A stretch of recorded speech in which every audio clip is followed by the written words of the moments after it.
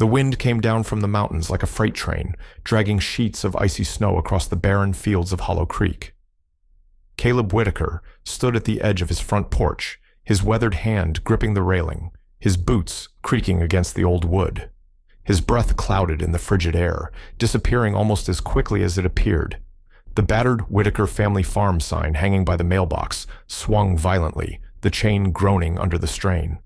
The world beyond his porch was a blur of white and gray. Fence posts leaned under the weight of snow. The skeletal trees along the dirt road danced and shuddered like specters. Caleb narrowed his eyes against the biting wind. Somewhere under that blanket of cold was his fourth-generation farmland. The land his great-grandfather had tamed with calloused hands and mule-drawn plows. Now it was just another forgotten patch in a town that had been quietly dying for years. Behind him, the kitchen radio crackled out a severe weather warning. Caleb barely heard it over the whistle of the storm. Another foot of snow tonight, maybe 2. He exhaled slowly. The bank's letter was still on the kitchen table, the thick red final notice stamp glaring up at him like a wound. 6 months. That's all they gave him after his last loan extension failed. 6 months to scrape together money he didn't have, or they'd foreclose. There was no miracle crop coming, no wealthy benefactor to swoop in. Just Caleb Whitaker and the silent weight of history pressing on his shoulders. The front door opened with a protesting creak. Liam appeared, bundled in a heavy canvas jacket, a wool beanie pulled low over his thick, dark hair. "Generator's hanging in there for now," Liam said, stomping snow from his boots. "We've got about half a tank of diesel left. If the power lines go down tonight, we'll be all right for a few days." Caleb grunted his approval. At 28, Liam was no longer the restless teenager who'd once dreamt of city skylines and engineering marvels. Life had a way of steering him back to Hollow Creek, first for Caleb's hip surgery 2 winters ago, and then just because the farm needed him. Caleb hated how much he needed him. "Forecast says we're in for the worst blizzard in 20 years, Liam added, adjusting his gloves. "County plows won't even try clearing the roads until tomorrow." Caleb chuckled dryly. "Guess we're on our own then, like always." Liam smiled, but there was worry behind it. They both knew the truth. The snow wasn't the real threat. It was the mortgage, the unpaid seed bills, the busted tractor engine they couldn't afford to replace. Winter was just a final kick to a farm already gasping for air. The Hollow Creek Winter Festival was supposed to be tonight, the town's last hurrah before the deep freeze really set in. Bonfires, chili cook-offs, ice sculpting contests. Caleb used to go every year with Ellie, his wife, before breast cancer took her away 8 long winters ago. After she died, he and Liam still made a point to show up, if only to prove the Whitakers were still standing. But this year, neither had mentioned it, neither had to. As night fell, the storm intensified. Snow pummeled the windows in relentless waves. Liam double-checked the livestock in the barn, while Caleb lit the fireplace and moved the heavy iron kettle onto the flames. Hot tea, thick wool socks, a radio tuned low. That was the evening's plan, until it wasn't. Shortly after 9, Caleb heard it. 3 long horn blasts, then 3 short. He stiffened. Out here, that wasn't just random noise. That was the universal distress signal, a call for help. He rose from his armchair, joints creaking nearly as loud as the floorboards. Liam appeared from the mudroom a moment later, shrugging into his coat, his face serious. "You heard it too?" Caleb grabbed his own coat from the rack. "Someone's stuck." "In this?" Liam gestured toward the window, where the darkness was punctuated only by the violent gusts of swirling snow. "They won't last an hour out there." Caleb pulled on his gloves, tight and methodical. "Then we don't have an hour." The old John Deere tractor rumbled to life after a few stubborn tries, its cab barely warmer than the frigid night outside. Liam drove, hunched over the wheel, headlights slicing weakly through the wall of snow. Caleb scanned the road ahead, holding a heavy-duty flashlight out the side window. The cold bit deep into Caleb's skin despite the layers. He didn't care. Somewhere out there, someone needed help. The roar of the tractor was nearly swallowed by the howling wind as Caleb and Liam pressed through the blizzard, the headlights casting faint, wobbly beams into the swirling white. The thermometer back at the house had read 15 below zero before they left. With the wind chill, it was far worse out here. "This is madness," Liam shouted over the engine's groan, squinting into the storm. His breath froze against the inside of his scarf with every word. "We can barely see 5 feet ahead." Caleb gripped the steering wheel tighter, his knuckles white. "Someone needs help, son. We don't turn our backs. Not tonight. Not ever." The heavy tires of the old John Deere churned through drifts almost as tall as the hood. It wasn't built for this kind of weather, but it was all they had, and Caleb wasn't about to let a blizzard stop him from doing what was right. 15 minutes into the search, they spotted it. A dark shape, half buried in the snow near a bend in the county road. Caleb eased the tractor closer, the cab rattling with every gust of wind. It was a black SUV, almost invisible against the storm. The hazard lights blinked weakly, barely cutting through the blinding snowfall. "There!" Liam pointed, already fumbling with the door latch. Caleb cut the engine, and both men stumbled into the biting wind, pushing through knee-deep drifts toward the stranded vehicle. "Hello," Caleb bellowed, banging on the driver's window with a gloved fist. "You all right in there?" The glass was so frosted over that they could barely make out a figure inside, slumped against the steering wheel, barely moving. Liam yanked open the door, and the cold seemed to suck the last bit of heat from inside the SUV. A woman sat in the driver's seat, shivering uncontrollably. She wore a business suit, utterly inappropriate for the weather, her dark hair matted with frost, skin pale as the snow surrounding them. "She's hypothermic," Liam muttered, checking her wrist for a pulse. It was there, thready but present. Caleb leaned down. "Ma'am, you need to come with us. You won't survive another hour out here." At the sound of his voice, the woman stirred, her eyelids fluttering open. Her lips were blue, but she still managed to rasp out, I can't. Need the case."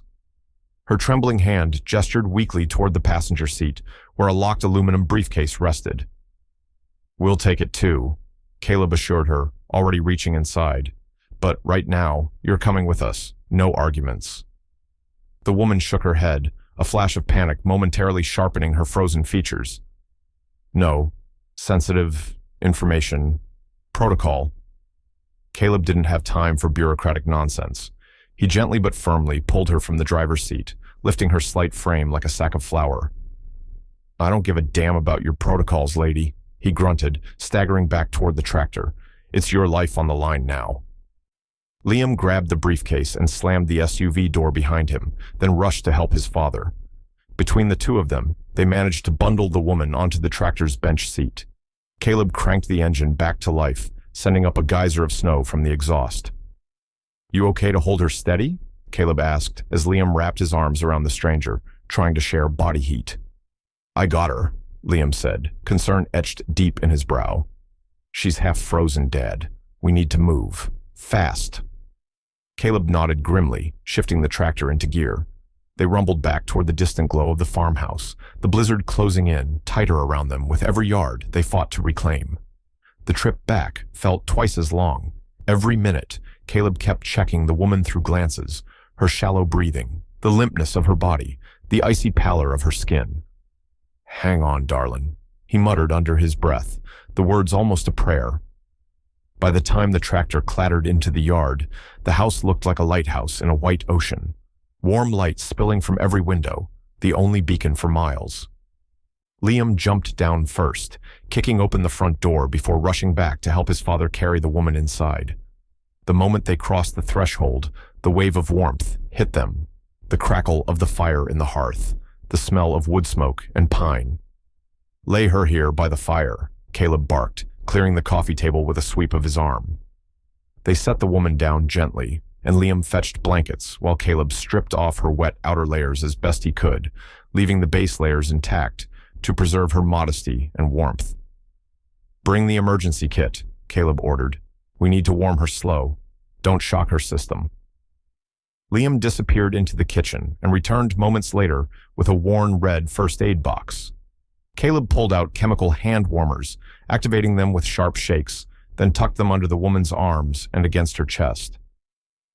"She's got a fighting chance," Caleb muttered, wiping frost from her face with a warm, damp cloth. After a few agonizing minutes, the woman stirred, blinking up at the low wooden beams of the living room ceiling. Where am I?" she whispered. "Safe," Caleb said simply. "You're at the Whitaker farm, Hollow Creek, Montana." The woman tried to sit up but winced, pain flashing across her features. Caleb placed a gentle hand on her shoulder. "Easy now. You were half frozen out there. Take it slow."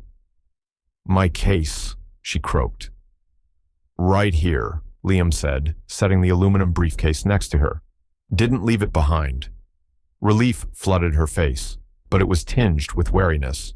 She grabbed the case and pulled it close, her knuckles whitening. Caleb and Liam exchanged a glance. Something wasn't adding up. Who risked life and limb for a damn briefcase? The woman swallowed hard, visibly gathering herself. "Thank you," she said finally, voice stronger. You probably saved my life." Caleb pulled a chair up beside her and settled into it, his joints creaking. "That's what neighbors do out here," he said, "even for strangers." The woman nodded slowly, her eyes darting around the room, taking in the cracked wooden floors, the patched furniture, the photos of generations of Whitakers lining the walls. "My name is Dana," she said at last. "Dana Sullivan." Caleb nodded, tipping his head toward Liam. "That's my boy, Liam." "Pleased to meet you," Liam said, though his tone suggested more questions than welcome. Dana clutched the briefcase closer, her body still trembling slightly despite the warmth. "You're safe now," Caleb said again, softer this time. "Whatever storm you were running from, we'll deal with it in the morning." But as he said the words, a small voice in the back of his mind, the same voice that had warned him about approaching storms, failing machinery, and bad harvests, whispered that this storm wasn't just weather.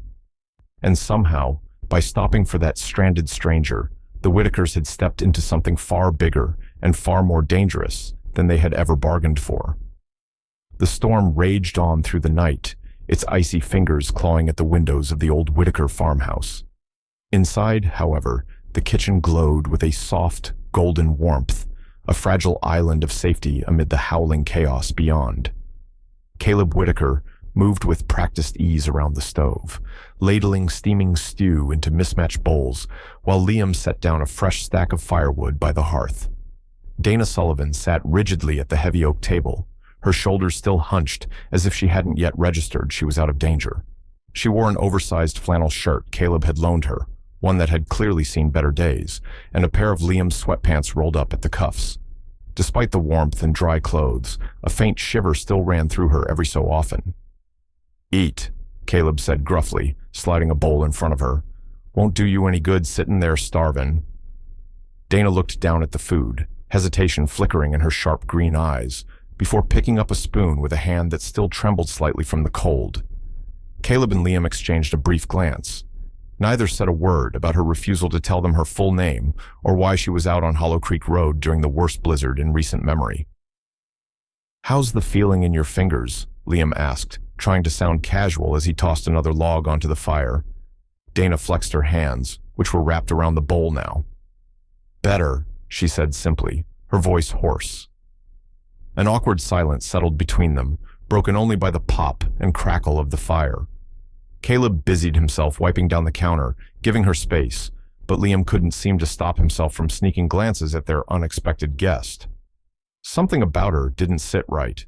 It wasn't just the expensive boots she'd been wearing, the kind no sane local would waste money on for a Montana winter, or the fact that her vehicle, a brand new black SUV with government plates, had been driving the back roads instead of the main highway. It was her eyes, always scanning, always calculating. Finally, unable to resist, Liam spoke again.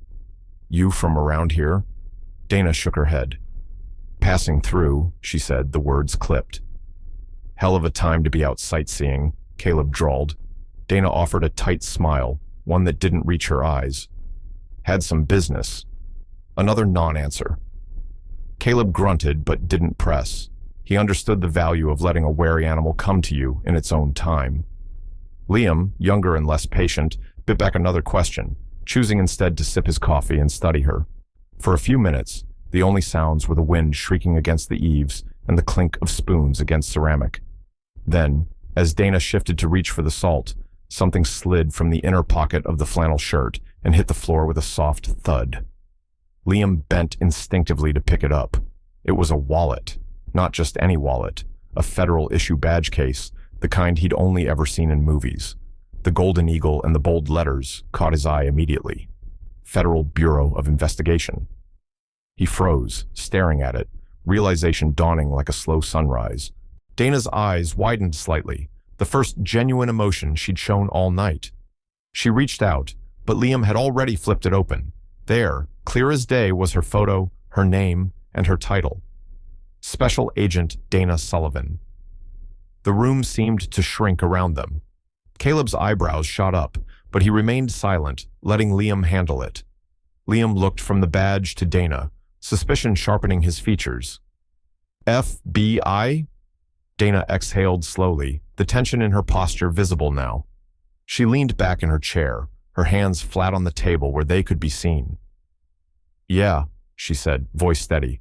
I'm FBI. You gonna tell us why an FBI agent's snooping around Hollow Creek in the middle of a goddamn blizzard? Liam's tone was harder than Caleb liked, but he didn't correct him. The question was fair. Dana hesitated, calculating.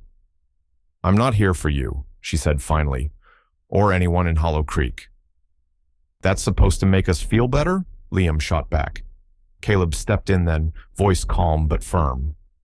Maybe you ought to start at the beginning, Miss Sullivan. Dana scrubbed a hand over her face, clearly weighing her options. I'm working an ongoing investigation, she said, choosing her words carefully. Financial crimes, corruption. It stretches beyond this town, but certain routes, certain properties. She trailed off, realizing she might be saying too much. Liam crossed his arms. And you just happened to get yourself stuck in a snowbank 2 miles from our front porch? Dana gave him a thin smile. Believe me, getting stranded wasn't part of the plan. The fire popped loudly, making all three of them flinch slightly. Caleb, ever the pragmatist, spoke up. Whatever mess you're in, you're lucky we found you. But you need to understand something, Agent Sullivan. This is Hollow Creek. Folks around here don't take kindly to being lied to or used. Dana nodded solemnly. I understand.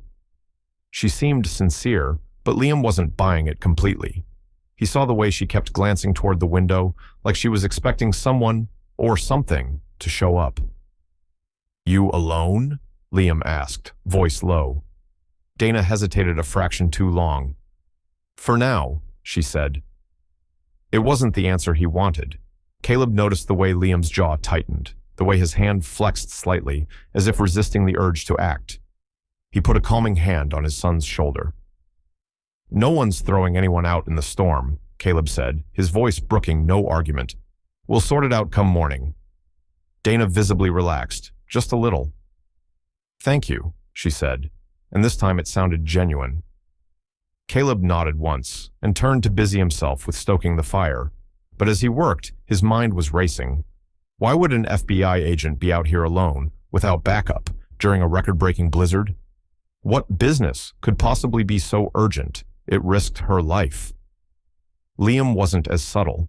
He leaned closer to Dana, dropping his voice to a near whisper. You bring trouble to our doorstep, Agent, and I swear you'll regret it. Dana met his gaze without flinching. I didn't bring anything, she said quietly, but trouble's coming either way. The weight of her words hung heavy between them. Outside, the storm howled, a living thing rattling at the walls.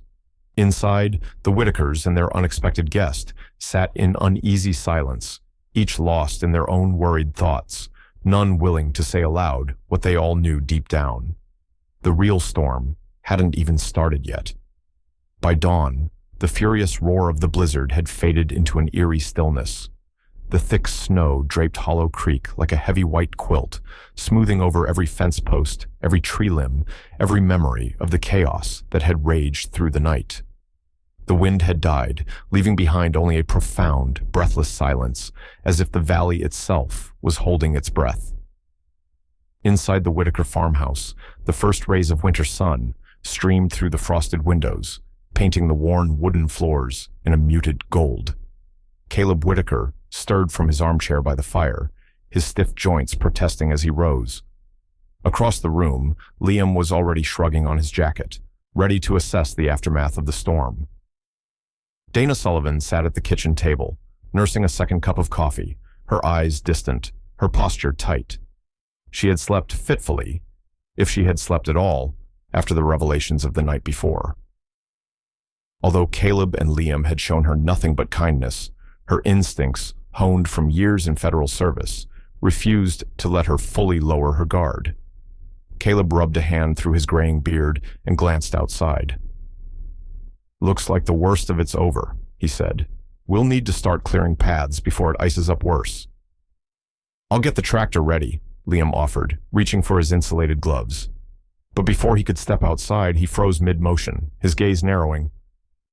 Dad? We've got company." Caleb moved to the window, squinting against the glare.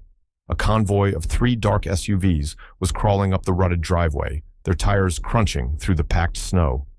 The vehicles were black, spotless, and utterly out of place against the rustic, battered backdrop of Hollow Creek. No local would drive something that flashy, not in these conditions. Caleb's gut twisted. Something about it felt wrong. Dana stood as well, her coffee cup forgotten on the table. A flicker of something unreadable crossed her face, quickly masked by a professional blankness. The SUVs came to a halt in a staggered line just beyond the old maple tree in the front yard. Their engines idled, releasing plumes of exhaust into the frigid air. Seconds later, the driver's doors swung open, and half a dozen men stepped out. They wore heavy-duty parkas and snow boots, their eyes hidden behind mirrored sunglasses despite the overcast light. Each man had the stiff, alert posture of someone trained to assess threats in an instant.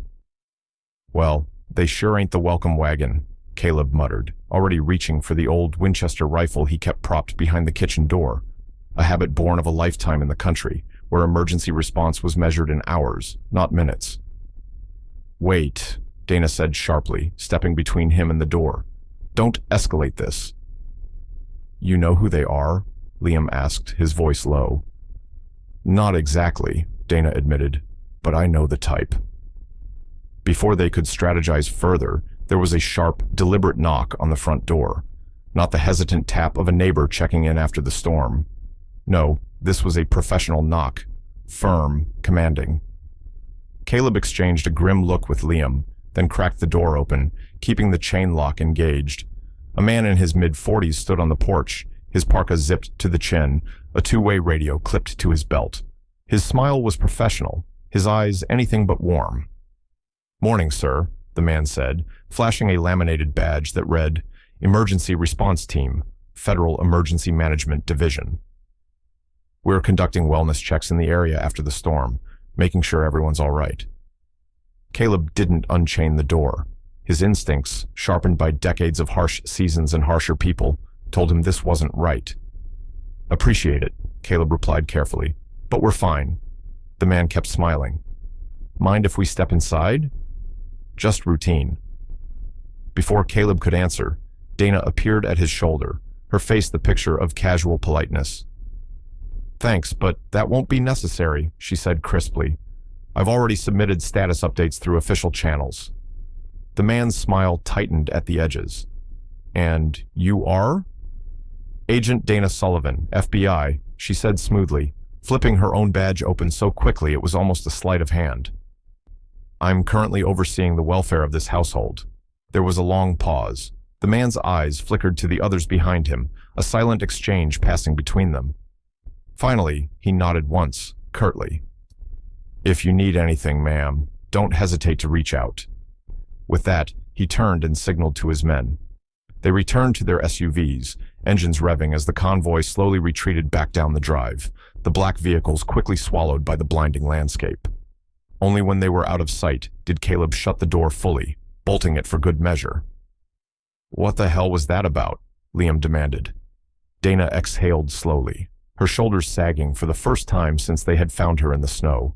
She turned to face them, her jaw tightening in a gesture of decision. "I wasn't planning on telling you this," she began, "but after what just happened, you deserve to know."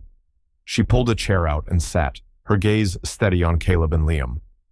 "I'm part of a federal task force investigating a major money laundering operation," she said, It's not just local, it's national. The network is sophisticated, with deep pockets and long arms. Caleb frowned, sinking into a chair across from her. What's that got to do with us? Dana hesitated, then continued, her voice low. Last week, we intercepted intel suggesting that a critical piece of their operation, someone we believe has detailed knowledge of the laundering routes, the dummy corporations, everything, was on the move. We didn't know who they were, just that they were being transported discreetly through backcountry routes to avoid detection. She paused, letting the information settle. You weren't supposed to find me, she said finally. But because you did, you interrupted an extraction attempt by one of the network's own operatives. That blizzard saved my life. And probably yours too. Liam sat back hard in his chair, whistling under his breath. So what? You're saying this isn't over? Dana's expression darkened. Not even close. The people you just saw, they weren't FEMA. They're private contractors hired to retrieve or eliminate any loose ends. Caleb absorbed this in silence, his weathered face lined with thought. Finally, he asked, And you're one of those loose ends? Dana nodded grimly. And now, so are you. The weight of her words hung heavy in the warm kitchen. Outside, the sunlight glinted off the snow, dazzling and pure. But Caleb knew better than anyone that just because a storm ended didn't mean danger had passed. Sometimes the worst things arrived only after the skies cleared. He looked at Liam, then at Dana. Well, he said finally with a shrug that seemed to lift centuries of stubborn resilience onto his shoulders, I guess we better figure out how to stay alive. The next morning, the world outside the Whitaker farmhouse looked deceptively peaceful. Thick, fresh snow blanketed the fields and rooftops, smoothing out every edge and muffling every sound. It was the kind of morning that, under other circumstances, might have felt magical. But inside the farmhouse, the air was thick with tension.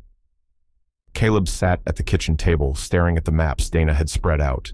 She traced a line across an old survey map of the region, her finger gliding over Hollow Creek, across the Whitaker property, and onto the neighboring lands. This, Dana said, tapping the faded parchment, is the route they've been using. Liam leaned over her shoulder, his brow furrowed. A smuggling route? Across our land? Dana nodded grimly. It's not just your land. It spans several old homesteads, most of them abandoned or bought up by shell companies tied to Brady Knox. Caleb exhaled slowly, his weathered hands clasped tightly together. And we're just sitting right in the middle of it. Exactly. Dana's voice was clipped. For 30 years, they've been moving everything from illicit cash to contraband shipments across this corridor. Your property is the linchpin, because it's been in your family for generations, and because no one suspected a working farm could be part of anything shady, they used the land surrounding you to build the perfect cover. And we had no idea, Caleb said, shaking his head in disbelief. No damn idea. Dana offered a grim smile. That's what made it perfect.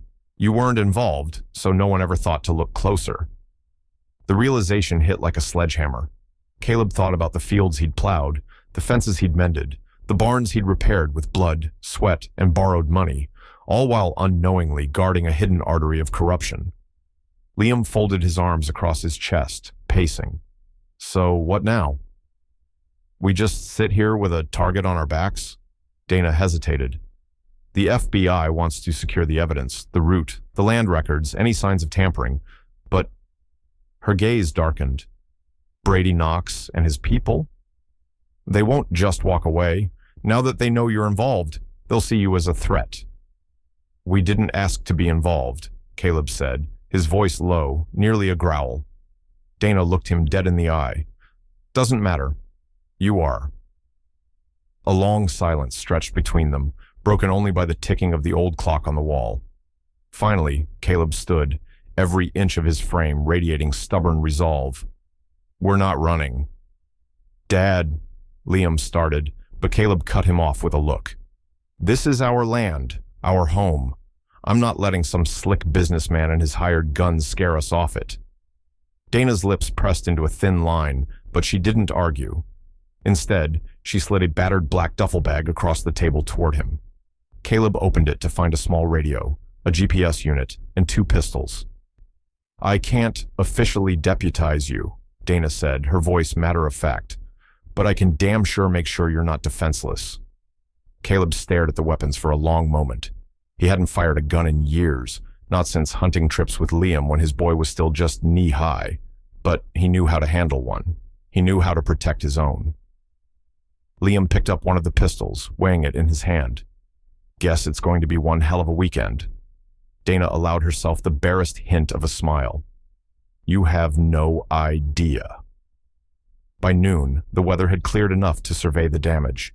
Caleb and Liam bundled into their heavy coats and boots, following Dana out to the edge of the property.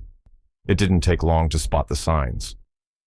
Near the south fence line, tire tracks, half hidden by drifting snow, cut deep ruts through the otherwise pristine landscape. And not just any tracks, heavy vehicles, SUVs, maybe even trucks. Liam crouched near the prints, brushing snow aside with a gloved hand. "They were here," he said grimly. "And not long ago," Dana added, scanning the tree line with narrowed eyes. "They were looking for you. For us." Caleb felt a cold knot form in his gut. "How many?" Dana shrugged. "Enough." They followed the tracks until they disappeared into the woods at the back of the property, right where the old cattle trail ran, a trail Caleb hadn't thought about in years. "That's the old service road," Caleb said, pointing. "Used to haul hay and supplies back in the day." Dana nodded. "They've been using it as a conduit, moving goods under the radar. Hell, they probably reinforced parts of it without anyone noticing." Liam shook his head. "This is insane. It's like finding out your backyard's been a highway for criminals your whole life." Caleb's jaw clenched. Not anymore. As they turned to head back toward the house, Dana's radio crackled to life. "Status check. Hollow Creek perimeter compromised. Stand by for secondary team." Dana snatched the radio off her belt, barking into it. "Copy. Confirm secondary team ETA." A brief pause. Then, "Secondary team en route." 30 minutes. She lowered the radio, her face grim. "What does that mean?" Liam asked. "It means," Dana said, her voice like steel, "reinforcements are coming, and not for us." Back at the house, they began to fortify what they could. Caleb and Liam hauled old wood beams and farming equipment to barricade the doors and lower windows. Dana set up surveillance from the kitchen, using the GPS and radio to track any incoming threats. Every few minutes, the sound of an engine would drift over the snow, faint but unmistakable. "They're probing," Dana muttered, "testing our defenses." "They want to scare us," Liam said. "They want to find a weakness," Dana corrected, "and they're patient enough to wait for one." Caleb tightened the last beam across the back door, then wiped the sweat from his brow despite the freezing air. "Let 'em try," he said. In the corner of the living room, tucked behind the couch, Caleb kept a small wooden box that had belonged to his grandfather. Inside was a battered old Winchester rifle, cleaned and oiled religiously even after years of disuse. He lifted it out with reverence, feeling the weight of history in his hands. "This farm's been through blizzards, droughts, dust storms, and hard men before," Caleb said, almost to himself. "It'll survive this too." Dana watched him, something shifting in her expression. Respect, maybe, or understanding. "We're not just fighting for evidence," she said softly. "We're fighting for a way of life they think they can buy or bully into submission." Caleb nodded once. "Not this time." Outside, as the sun dipped low over the snowfields of Hollow Creek, dark shapes began to gather at the tree line. Vehicles. Men. The first shots would come with the night, and Caleb Whitaker, simple farmer, stubborn soul, was ready. The morning after the storm had an eerie stillness about it. The snow had stopped falling, but the world outside remained cloaked in a dense, bone-white silence. Caleb stood at the window, his weathered hand resting against the frosted glass, gazing out over the fields where the drifts piled high against the old fences in the barns. Somewhere out there, danger lurked, and he knew it. "We can't just sit around and wait for them to come," Liam said behind him, his voice tight with frustration and fear. Caleb turned, meeting his son's eyes. "No," he said, voice firm. "We're not running either. We stand our ground." Dana, still looking pale but steady now, leaned forward from where she sat, wrapped in a thick quilt. "Are you sure? Once they realize I'm here, they won't care about collateral damage. They're not just after me. They'll come through anyone who stands in their way." Caleb nodded, his face carved in lines of stubborn resolve. "This land's been in our family 4 generations. We don't turn our backs on good people in need. Not now. Not ever." A heavy silence fell over the room, broken only by the crackling of the fire in the hearth. Finally, Liam exhaled sharply, pushing his hair back from his forehead. "All right, if we're doing this, we need a plan." And so the 3 of them gathered around the battered wooden table, spreading out an old hand-drawn map of the farm Caleb retrieved from a drawer. It detailed not only the visible layout of barns, silos, and fields, but also the hidden places, the storm cellar, the abandoned grain tunnels, and the dried-out irrigation ditches that crisscrossed the property. "They'll expect us to be holed up in the house," Liam said, tracing a finger along the map. "But if we set traps along the old south ditch and use the storage barn as a decoy, we can control where they come in." Dana nodded approvingly. "And the old silo?" "Stone and steel." "Hard to breach," Caleb said. "Might buy us some time if it comes to that." They worked out the details quickly, urgency lending them a sharpness born of desperation. Caleb and Liam moved equipment and supplies into strategic positions under the cover of snow, using the tractor to create false trails through the drifts. Dana helped rig simple alarms with empty cans and fishing wire. Crude, but enough to give warning. By mid-morning, Caleb realized they'd done all they could. "One more thing," he muttered, and picked up the kitchen phone, its cord stretched and frayed from years of use. He dialed a number he knew by heart. "Sheriff Donnelly," came the gruff voice on the other end after a few rings. "Pete, it's Caleb Whitaker." A pause. "Caleb, everything all right?" "Not exactly," Caleb said. He kept his tone even, casual. "Had some folks poking around my place. Not sure they mean well." Another pause, longer this time. "You want me to, what, send a car?" "Maybe just swing by when you can. Nothing official." Sheriff Pete Donnelly sighed audibly. Everyone in Hollow Creek knew Caleb's stubbornness, and Pete had long since learned it was easier to humor him than argue. "All right," he said. "I'll have a look this afternoon." "Appreciate it." Caleb hung up and turned back to Liam and Dana. "Might buy us a little backup if things go south." Dana looked skeptical. "You trust him?" "Trust him to look out for his own skin, at least," Caleb said. "If shooting starts, Pete Donnelly's the type who'd rather not have to explain why he didn't answer a call." The day dragged on with an unbearable tension, every creak of the house and groan of the wind setting nerves on edge. Caleb kept busy, double-checking doors and windows, reinforcing the old cellar entrance, making sure Dana had an emergency escape route through the woods if needed. "You know," Dana said quietly as they worked side by side in the barn, "you could still walk away from this. Say you didn't know who I was. No one would blame you." Caleb chuckled, the sound low and rough. "Ma'am, when I pulled you out of that snowbank, I didn't ask for your resume, and I'm too damn old to start now." Dana smiled for the first time since she'd arrived, a genuine flash of warmth that softened the hard lines of her face. "You're a stubborn man, Caleb Whitaker." "So I've been told." Afternoon bled into evening, and the sky turned a deep, bruised purple. The storm's remnants left the air crisp and clear, sounds carrying far over the frozen fields. As night fell, the first signs of trouble appeared. Liam, posted near the edge of the property with a pair of old binoculars, spotted headlights cutting across the distant ridgeline.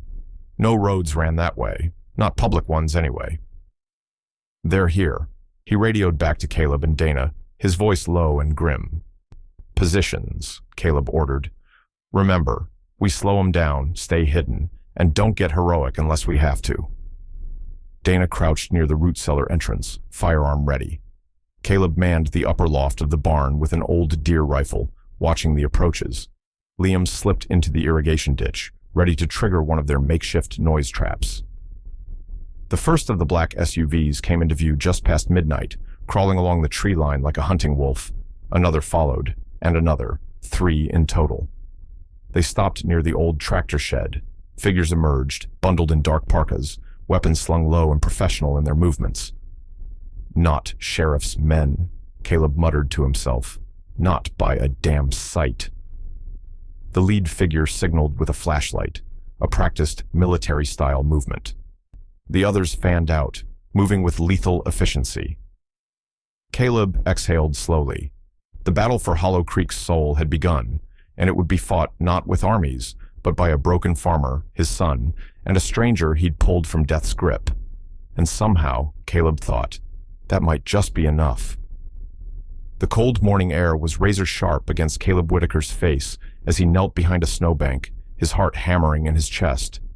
The ranch, normally silent and serene under its thick winter blanket, now throbbed with unseen tension. Somewhere beyond the ridge, men hired by Brady Knox, thugs dressed in tactical black and carrying military-grade hardware, were closing in. Beside him, Liam was adjusting the scope on a battered Remington hunting rifle, his breath steaming in the frigid air. His hands moved with calm efficiency, but Caleb could see the tightness in his jaw, the stiffness in his shoulders. His boy wasn't scared, not exactly, but he understood what they were up against. A few feet away, crouched behind an overturned trough, Agent Dana Sullivan loaded a compact Glock with methodical precision. She was no longer the half-frozen stranger they had pulled from the storm. She moved like a soldier now, every gesture crisp and purposeful, her eyes scanning the tree line with professional intensity. "Positions," Dana said softly, her voice cutting cleanly through the muffled silence of snow. 2 advancing from the south fence line, another circling toward the machinery shed. Caleb nodded grimly. "Just like we figured, they're trying to box us in." He reached up and adjusted the frayed brim of his cap. His mind raced, recalling every dip and rise of his property. The years of walking these fields, fixing fences, hauling hay. They were paying off now in a way he'd never imagined. This was his land, and no slick mercenaries were going to take it without a fight. "Remember," Dana continued, her tone low but commanding, "our job isn't to engage them directly unless we have no other choice. Delay, disrupt, survive until help arrives." Caleb exchanged a quick glance with Liam. They both understood. Sheriff Pete Donnelly might be on his way. He'd said he'd swing by, but no guarantee he'd get there in time. For now, it was just the 3 of them against the storm. Caleb signaled Liam, and they split up, moving toward their assigned positions. Liam sprinted low across the snow toward the equipment shed, while Caleb headed for the old cattle pens, now half buried in drifts, but offering decent cover.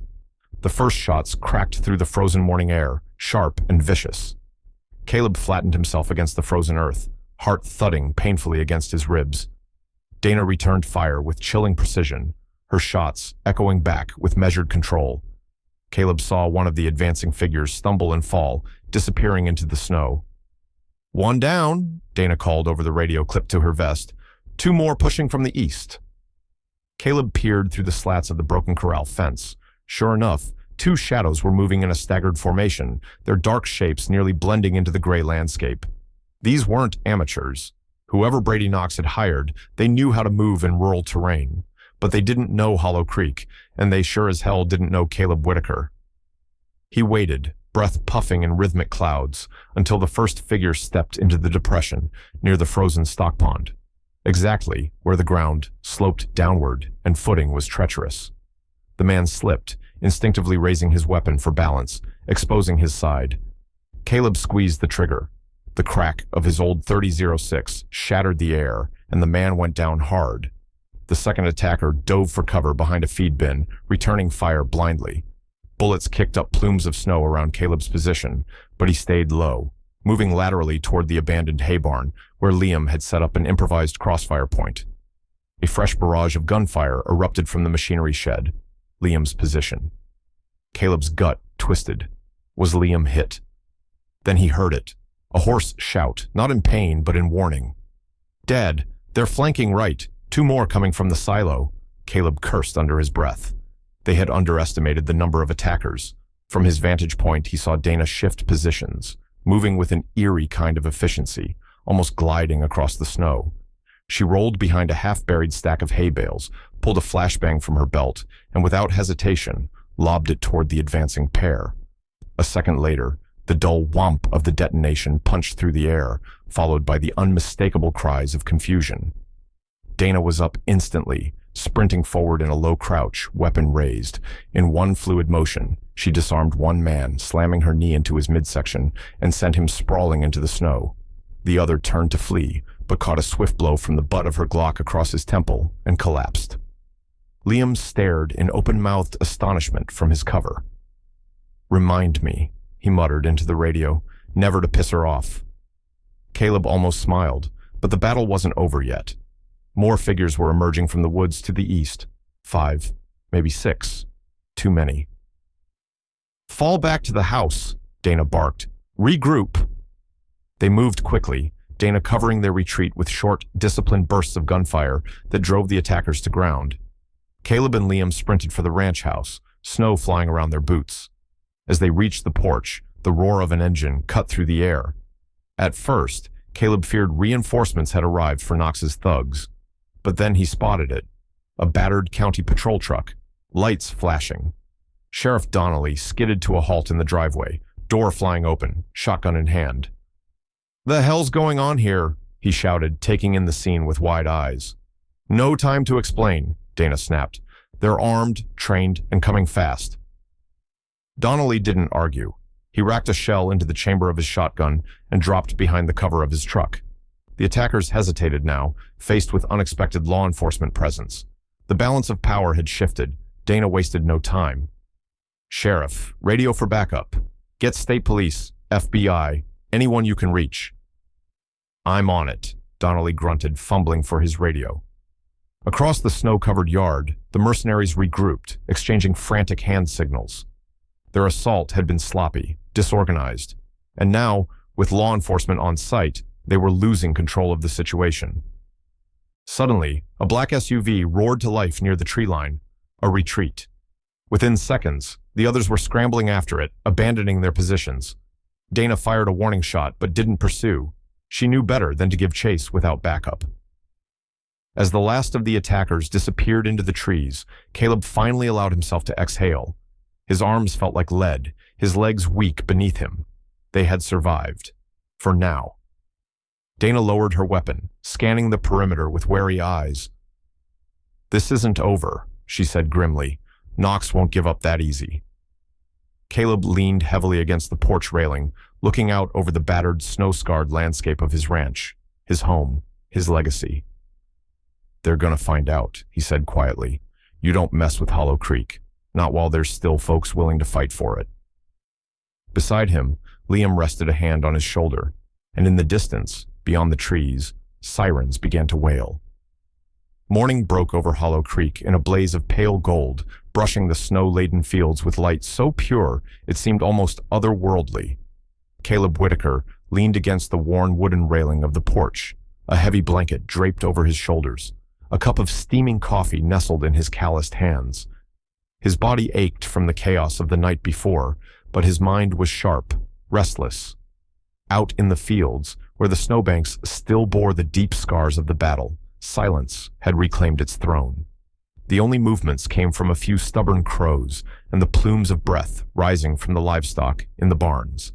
It should have been a normal morning, cold, sleepy, still. But Hollow Creek was no longer the same forgotten town. Inside, Liam and Dana were hunched over the kitchen table, whispering urgently. Dana had set up a temporary communication post using her battered laptop and a satellite phone she'd pulled from her duffel. Every so often, she would glance toward the horizon, her face taut with the knowledge that the danger hadn't truly passed yet. And then came the sound that would mark the true turning point, the distant whir of helicopter blades. At first, it was faint, a suggestion more than a reality. Caleb set his coffee down, heart thudding. Liam rushed to the porch, scanning the skies. "You hearing that too?" Liam asked, voice tight. Dana joined them, her sharp eyes narrowing. "That's not a news chopper. Too big, too heavy." Moments later, The matte black silhouette of a helicopter materialized from the clouds, slicing through the early morning mist. It hovered over the eastern field, the downdraft from its rotors sending the snow swirling into miniature cyclones. "That's Federal," Dana confirmed, her voice cutting through the rising wind. The helicopter dipped lower, and then, with a controlled precision, it touched down right between the old apple orchard and the north pasture. Caleb shielded his eyes against the blowing snow, watching as two suited figures disembarked. Leading them was a tall, broad-shouldered man whose presence alone seemed to command gravity itself. He wore a thick overcoat, but the cut and bearing made it clear he was used to being in charge. Dana's breath caught slightly. "That's Director Samuel Tate," she said, half in disbelief. "Director?" Caleb echoed. "As in, the head of the whole FBI?" Dana nodded. "If he's here himself, this just went national." Across town, another kind of storm was brewing. Emily Ross, the young reporter from Denver who had arrived chasing whispers of corruption, had gotten far more than she bargained for. That morning, she had uploaded grainy but undeniable footage of the firefight that had rocked Whitaker Farm. Using a borrowed laptop and a patchy Wi-Fi signal from the town library, she edited the shaky camera angles, overlaid a quick voiceover summarizing what she knew, and uploaded it to her modest news blog. She never expected it to go viral. Within hours, her footage had been shared across social media, picked up by national outlets desperate for stories that felt more real than political talking points. Hollow Creek, once a forgotten dot on Montana's endless map, had become the unlikely epicenter of a federal investigation into organized crime, corruption, and conspiracy. The headlines practically wrote themselves. "Farmer's Act of Kindness unravels criminal empire." "Small town, big secrets. FBI descends on Hollow Creek." Emily sat in the town diner, watching the view counter climb into the millions, her hands trembling around a chipped coffee mug. She wasn't sure whether to be thrilled or terrified. Outside, black government SUVs began rolling into town. Back at the farm, Caleb, Liam, and Dana stood stiffly as the director and his escort approached. The man's face was weathered but sharp, his hair silver at the temples. He exuded the kind of calm authority that didn't need barking orders to be obeyed. "Mr. Whitaker," he said, extending a gloved hand. Caleb took it, feeling the strength in the handshake. "Director Tate." Tate nodded gravely. "You and your family have done this country a great service." Caleb shifted uncomfortably. "I didn't do it for the country, sir. I did it because, well, it was the right thing to do." A small, almost imperceptible smile tugged at the corner of Tate's mouth. "Which is exactly why it matters." Dana stepped forward, offering a crisp salute, which Tate returned. "Agent Sullivan," he said, his tone warming slightly. "You've exceeded expectations. Brief me inside." They moved into the farmhouse, where the kitchen's battered wood and lingering scent of bacon seemed almost absurdly out of place, given the magnitude of what was happening. Over the next hour, Caleb and Liam listened as Dana laid out everything, from the secret transport routes beneath Hollow Creek to Brady Knox's involvement in laundering millions through sham agriculture operations. "And thanks to Mr. Whitaker," Dana concluded, "we have physical evidence tying the Knox organization to interstate racketeering and money laundering, enough to justify federal indictments." Tate leaned back, steepling his fingers. "This isn't just a regional case anymore. We're talking about corruption that reaches into state politics and beyond." He turned his intense gaze on Caleb. "Your farm sits at the crossroads of this entire operation. Without your actions, it might have continued unnoticed for another decade." Caleb shifted uncomfortably. "I'm no hero, Director. I'm just a stubborn old farmer who doesn't know when to mind his own business." "That's the thing about heroes," Tate said quietly. "They rarely think they are." News crews had begun to gather by midday. Emily Ross, emboldened by the viral success of her footage, stood at the front of the pack, her breath puffing white in the cold air as she recorded a live broadcast. "Behind me," she said into her microphone, "you can see the site where one Montana farmer's simple act of kindness, refusing to leave a stranger stranded in a blizzard, unraveled a decades-old criminal enterprise that had infiltrated nearly every level of our state's political and economic life. The camera panned over the battered fields, the broken fence lines, the pockmarked snow, a silent testament to the battle that had taken place. Emily's voice caught slightly. "It reminds us," she said, "that sometimes the smallest actions can expose the largest crimes, and that, in places long forgotten, heroes still walk among us." Inside the farmhouse, Caleb watched her on the old television set perched atop the fridge. He snorted softly. "Heroes. Hell, I can barely fix my own roof." Liam clapped a hand on his father's shoulder. "Maybe that's exactly the kind of hero we need more of." Director Tate, standing quietly in the corner, said nothing, but his expression said everything. The storm had passed, but the real work was just beginning. And Hollow Creek, thanks to a stubborn farmer, his loyal son, and a stranded stranger, was about to take its place on the national stage. The morning air over Hollow Creek carried a stillness that felt almost reverent, as if the very land itself was holding its breath. Just 24 hours earlier, the town had been buried in a blizzard, cloaked in fear and secrecy. Now, beneath a rising sun that painted the snowfields gold, something new stirred, the unmistakable scent of change. Caleb Whitaker stood on his front porch, his battered work boots planted firmly on the wooden planks, watching as a line of black SUVs and official government vehicles snaked down the country road leading to his farm. The sight, once a harbinger of trouble, now brought a cautious sense of hope. At the head of the convoy, a sleek black helicopter touched down in the open field near the old barn, rotor blades kicking up a storm of powdery snow. Out of the helicopter stepped a man Caleb recognized immediately from television, Samuel Tate, director of the FBI. Broad-shouldered, clean-cut, with the weathered look of a man who'd spent his life fighting unseen battles, Tate moved with the quiet authority of someone used to carrying the weight of a nation on his back. As the blades spun down and the snow settled, Caleb could see Dana Sullivan standing nearby, her face lit with a rare smile. She gave him a small, almost imperceptible nod, a silent signal that everything they'd fought for was finally bearing fruit. "Mr. Whitaker," Director Tate said as he approached, extending a firm hand. His voice was deeper than Caleb expected, carrying a gravitas that silenced the small group of agents and onlookers gathering behind him. "It's an honor." Caleb wiped his hand on his jeans before shaking Tate's, feeling the man's calloused palm, a small but reassuring detail. He wasn't shaking hands with some DC bureaucrat who only knew paper battles. Tate was a fighter, same as him, just on a different kind of battlefield. "Wasn't looking for honors, Director," Caleb said simply. "Just did what was right." Tate's mouth twitched into a brief smile. "That's exactly why you deserve it." From a leather folder tucked under his arm, Tate pulled out an embossed envelope, its gold seal catching the morning light. He broke it open and read aloud. "In recognition of extraordinary bravery, selflessness, and unwavering commitment to the ideals of justice and community, the Federal Bureau of Investigation formally extends its gratitude to Caleb Whitaker of Hollow Creek, Montana. His actions directly contributed to the dismantling of a major financial crime network and stand as a beacon of integrity for all Americans." Caleb felt a lump rise in his throat, unexpected and uninvited. He looked over at Liam, who stood off to the side, hands jammed into his coat pockets, grinning with unmistakable pride.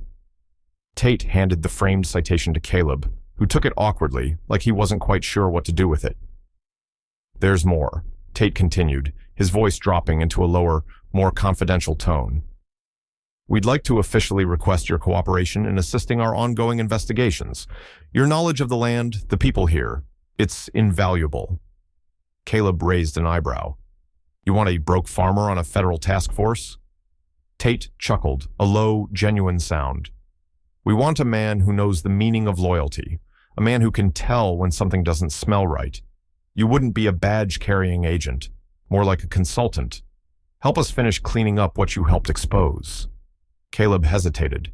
He hadn't spent 60 years of his life dreaming about working for the government, but as he glanced around, at the patchwork of snowfields, the battered barn, the farmhouse that had sheltered 4 generations, he realized something deeper. Protecting Hollow Creek wasn't just about farming anymore, it was about guarding its soul. "I'll do whatever I can," Caleb said finally, long as it doesn't mean leaving my land. Tate nodded. That's exactly what we were hoping you'd say. The arrests came quickly after that. Within hours, Brady Knox, the town's golden boy turned criminal overlord, was led away in handcuffs, his expensive coat flapping in the cold wind. His smug expression, the one Caleb had grown so tired of seeing at town meetings and farmers' markets, was gone, replaced by a hollow look of disbelief. You have no idea what you're messing with, Knox snarled as agents loaded him into the back of an unmarked SUV. Oh, I think we do, Dana replied coolly, flipping her badge closed with a satisfying snap. Alongside Knox, several town officials were taken into custody. Councilman, the head of the local credit union, even Hollow Creek's former mayor. All had ties, however indirect, to the laundering network Dana's investigation had uncovered, a sprawling web that stretched from Montana's quiet fields to high-rise offices in New York and beyond. As word spread, Hollow Creek's residents emerged cautiously from their homes and businesses, drawn by the rumble of engines and the flashing of lights. At first, disbelief reigned. How could so much corruption have flourished right under their noses? But as more details surfaced, secret land deals, fraudulent farm grants, unexplained campaign donations, the shock gave way to a different feeling, vindication. In the Rusty Spur Diner, the local hub for gossip and coffee stronger than motor oil, the mood shifted from confusion to pride. Pictures of Caleb and Liam, arms around each other with the wide fields behind them, started circulating online alongside headlines like, "One farmer's kindness breaks open nationwide, scandal." Hollow Creek, the town that remembered what America means. Emily Ross, the young reporter who had first posted Caleb's story, found herself at the center of a media firestorm. Interviews, phone calls, offers from national networks, but she stayed in Hollow Creek, chronicling every development with wide-eyed determination. It's not just news, she told Liam during an impromptu interview on the porch swing one afternoon. It's a lesson. People forgot that decency could still change things. Liam, who'd never much cared for reporters before, found himself agreeing. As the days passed, Hollow Creek began to hum with a new kind of energy. Investments started pouring into the town, small grants to rebuild the aging schoolhouse, money to expand the clinic, promises of infrastructure projects that had been stalled for decades. More importantly, the people of Hollow Creek, the farmers, the ranchers, the small business owners, began believing in each other again. A town that had once been written off as a dying relic now found itself a symbol of resilience. Caleb received letters from across the country, strangers thanking him for reminding them that small acts of courage still mattered. Churches in the Midwest prayed for him. A school in Georgia named a scholarship fund after him. Veterans organizations sent banners and handshakes. Even the governor's office issued an official commendation. And yet, through it all, Caleb remained the same, fixing fences, baling hay, walking the familiar paths of his land with Liam by his side. One evening, standing by the barn as the sun dipped low over the western hills, Liam turned to his father, his voice thoughtful. "You know," he said, "for a while there, I thought this place was dead, that there was nothing left worth saving." Caleb smiled, deep lines crinkling the corners of his eyes. "Sometimes," he said, "you just need a good storm to see what's worth hanging on to." The wind stirred the fields around them, whispering promises of spring. And for the first time in a long time, Caleb believed them. The sun was already high above Hollow Creek, casting a rich golden light across the endless fields that stretched beyond the horizon. A soft breeze stirred the emerald waves of wheat and corn, making the valley look almost like an ocean, alive and breathing under the wide Montana sky. It had been a year since the winter storm that had changed everything. A year since Caleb Whitaker, a broke farmer with little more than stubborn hope and a weathered heart, had chosen to save a stranded stranger on a freezing night without knowing he was stepping into a battle much bigger than himself. Now, the Whitaker farm was no longer a dying relic of the past. It was thriving, fields fertile again, new barns built with the help of federal grants, and irrigation systems so advanced that even Liam sometimes shook his head in disbelief. The special support program spearheaded by the federal government, under director Samuel Tate's recommendation, had transformed not only Caleb's land, but the spirit of Hollow Creek itself. The once forgotten town, long plagued by economic stagnation and youthful exodus, now buzzed with renewed energy. New families had moved in. Old businesses reopened. The Hollow Creek Diner, where Caleb once sat nursing a bitter cup of black coffee and silent regrets, now overflowed with laughter, music, and community events. There was pride again, not the pride of stubbornness, but the pride that blooms when good people stand together against overwhelming odds and come out stronger on the other side. At the Whitaker farm, life settled into a new kind of rhythm. Caleb still woke before dawn, boots thudding softly against the porch as he sipped coffee and watched the sunrise. But there was less weight on his shoulders now, less fear in his chest, and sometimes more laughter, especially when Dana Sullivan dropped by, which, lately, was often. Officially, Dana's work in Hollow Creek had ended months ago.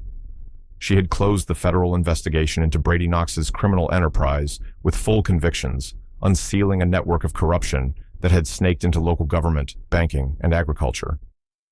Brady himself now faced multiple federal charges, along with several of his once powerful associates.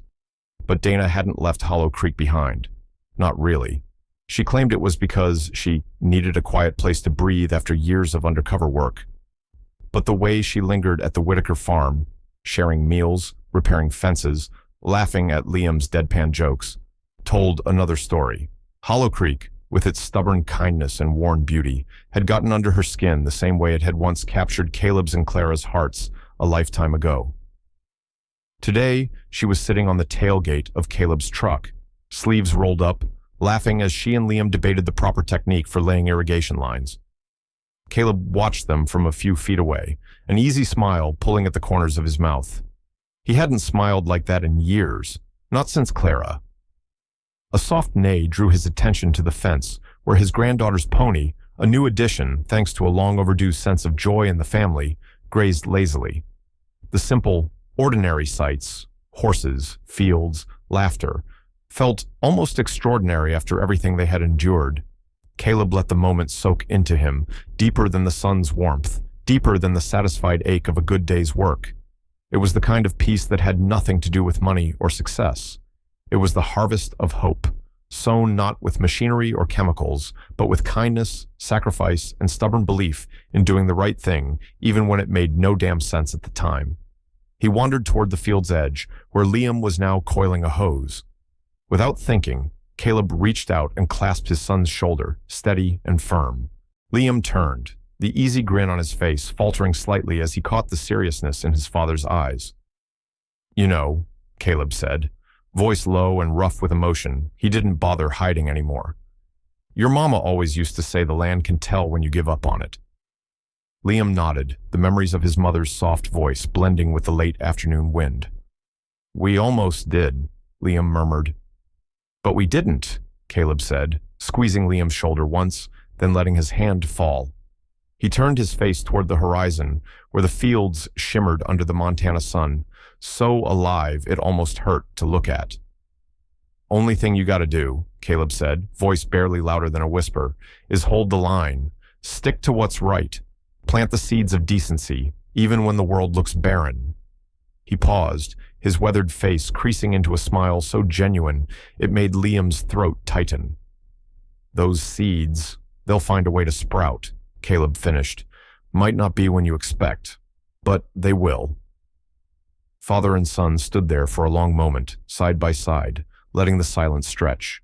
Comfortable, full, sacred. Nearby, Dana hopped off the truck bed, wiping her dusty hands on her jeans as she approached them. "Am I interrupting something profound?" she teased, cocking her head and offering them both a lopsided grin. "Nah," Caleb said, chuckling softly. "Just an old man rambling about crops and stubbornness." Dana smiled. A real smile, not the practiced, careful one she had worn when they first met. She had let down her walls here, just like the town had learned to trust again after years of betrayal. As the sun dipped lower, staining the fields in molten gold, the three of them walked back toward the farmhouse. In the distance, The town of Hollow Creek gleamed like a rough-cut gem, battered but unbroken, reflecting the light in 1,000 small ways. The camera crews were long gone now. The headlines had faded, but what mattered most had stayed behind. Hollow Creek had become a symbol, not because of the FBI or the arrests, or even the flashy stories that trended for a few days online. It had become a symbol because one man, nearly broken by the world, had chosen to help a stranger in a storm, simply because it was the right thing to do. And in doing so, he reminded a cynical nation that kindness was not weakness, that decency still mattered, that even the smallest acts could shift the tides of history when rooted in courage and heart. As they reached the porch, Caleb paused once more, glancing back at the endless fields bathed in the light of a dying day, green and strong and stubborn, just like the people who tended them. "Come on," he said, tossing a smile over his shoulder. "We got work to do tomorrow." And with that simple promise, they stepped inside, leaving the sun to set behind them while the seeds they had planted, of hope, of resilience, of fierce, ordinary kindness, continued to grow under the wide, enduring sky. If Caleb Whitaker's story moved you, if it reminded you that even in the quietest corners of this country, kindness, grit, and a stubborn sense of doing what's right can still change the world, then we'd love for you to be a part of this growing journey. Here in Hollow Creek, it's not the headlines that define us. It's not the awards or the cameras. It's the small choices. The choice to stop for a stranger in a storm, to stand your ground when it would be easier to walk away, to believe that goodness still matters even when the world tells you it doesn't. And the truth is, there are more stories like this out there. More farmers, more small-town heroes, more ordinary people quietly doing extraordinary things. They're not chasing the spotlight. They're not looking for applause. But their stories deserve to be told, and we're just getting started. So if you believe that resilience is worth celebrating, if you believe that decency deserves a place at the table, if you believe that sometimes the smallest gestures can spark the biggest changes, then stick around. We invite you to leave a comment below. Tell us what this story meant to you, or share a moment when someone's unexpected kindness changed your life. We read every single one, and your words mean more than you know. They're the reason we keep shining a light on these hidden corners of America. And if you haven't already, make sure you hit that subscribe button and ring the bell so you don't miss the next chapter. Because trust me, there's more to come. More fields waiting to be sown, more storms waiting to be weathered, more hearts waiting to be reminded that hope still grows, even in the hardest soil. Thank you for being here. Thank you for believing. We'll see you in the next story. And until then, wherever you are, hold the line, plant the seeds, and never stop believing in the quiet power of good people doing the right thing.